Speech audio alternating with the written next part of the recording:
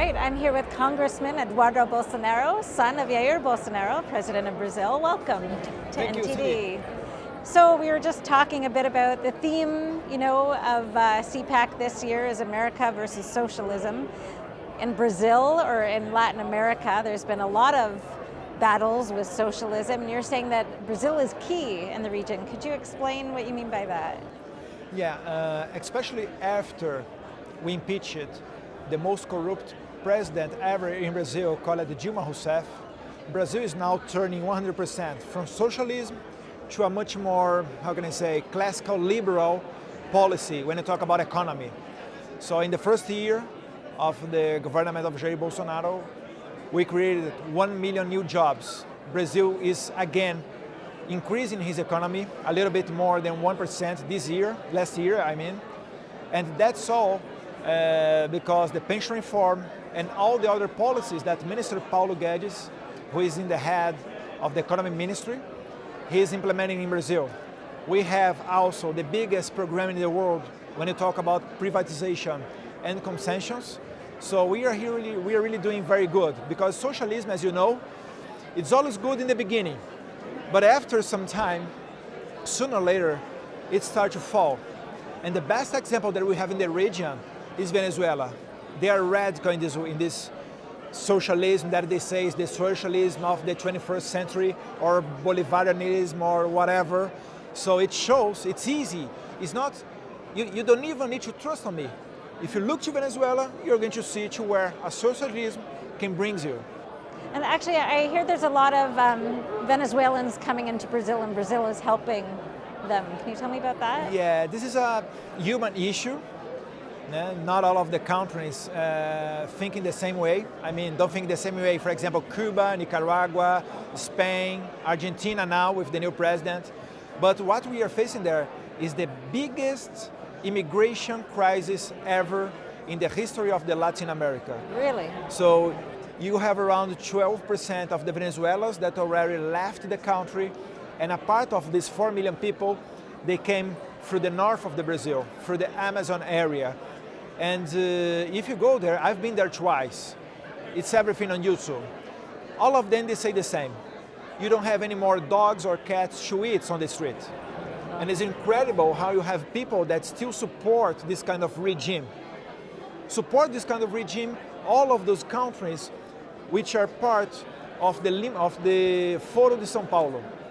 So we are talking about Lula da Silva, Dilma Rousseff, the Kirchner, Bachelet, which now is in the United Nations, and all of those groups that for me is pretty much kind of terrorist group, because if you see that situation and you keep the supporting for Maduro, for that dictatorship, it's a crime against the human rights.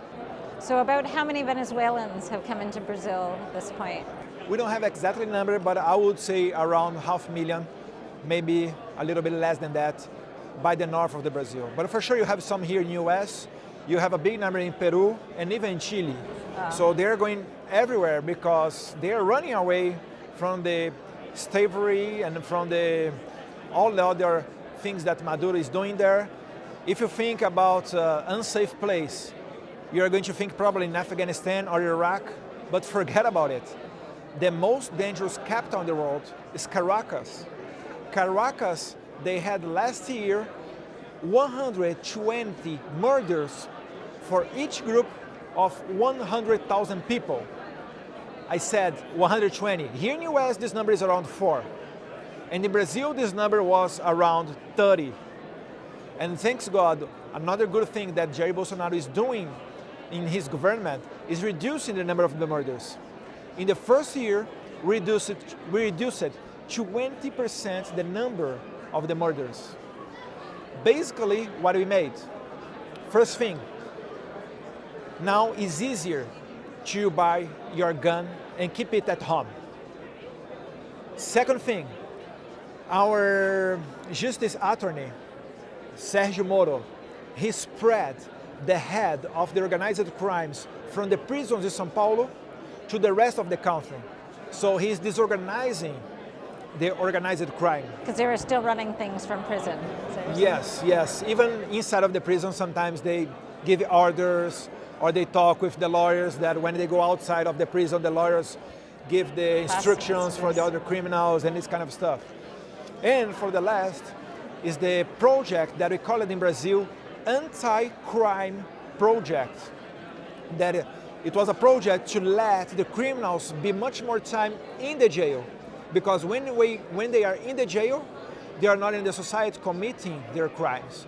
So it's something like that can sound basic, but that we are doing, and the effects are great. You're lengthening sentences. Is that for particular types of crimes, like gang-related, drug-related, or what kind of crimes in particular? Usually it's for all kind of crimes. But for sure, for the population, what brings for the population the sense that you are in an unsafe place is especially crimes against the patrimony, robberies, kidnappings, sometimes sexual crimes, rape, and all of the numbers are going down, thanks God. So when we recover our safety, for sure we are also going to receive more tourists.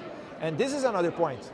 It's not required anymore for the Americans, Japanese, Canadians, and Australians go to Brazil and ask for a visa. Okay. So if you are going to Brazil in a purpose of tourism, you just go there and you will be very welcome. So tourism numbers have gone up as a result of this? Yes. The private agencies are telling us that is increasing, and this is another good thing that we are doing. Okay, great. And one last thing I want to go back to, you talked about privatization. So what sort of sectors or industries are you privatizing? A lot of airports, ports, you have roads. As I said, the infrastructure I think is the main thing. Because we have a huge agriculture products that we sell all over the world. We feed more than 1 billion people all around the world. And the main area where you produce this kind of stuff is in the center of Brazil. So they need roads, they need airports, they need ports. So this is a good thing that we have to do, not only for the people when you're going to take your car and drive around the country to visit other cities or do tourism, but also when you talk about business. So this is something that is growing up. And in the last visit of the President Jair Bolsonaro in Saudi Arabia, we received $10 billion from the Prince Crown Mohammed bin Salman to improve our infrastructure in Brazil. So we are rescuing our credibility all around the world, because in the first year, we didn't have any kind of corruption scandals, as we were used in the recent past of our country. And I guess you're making a play for some of China's business too, as countries diversify away from China. Yeah, China is our main international trade partners. So for sure, we want to keep this nice relationship. Okay. It's good for Brazil, it's good for China, but we are for sure looking to all over the world. The problem of the last governments that we had in Brazil with the socialists, as Dilma Rousseff and Lula da Silva, is because their vision about international trades, it was only for those partners who had the same vision of them. So Brazil, we are making trades with Venezuela, Cuba, Nicaragua, Argentina, all respect with those countries. But we have to sell our products to who can buy our products. We lost a lot of money using our public bank called BNDES. And with this money, which is the Brazilian money, we built a port in Cuba, the Mario port. We built a subway in Venezuela. And it's almost always, the same company, Odebrecht, that was building that.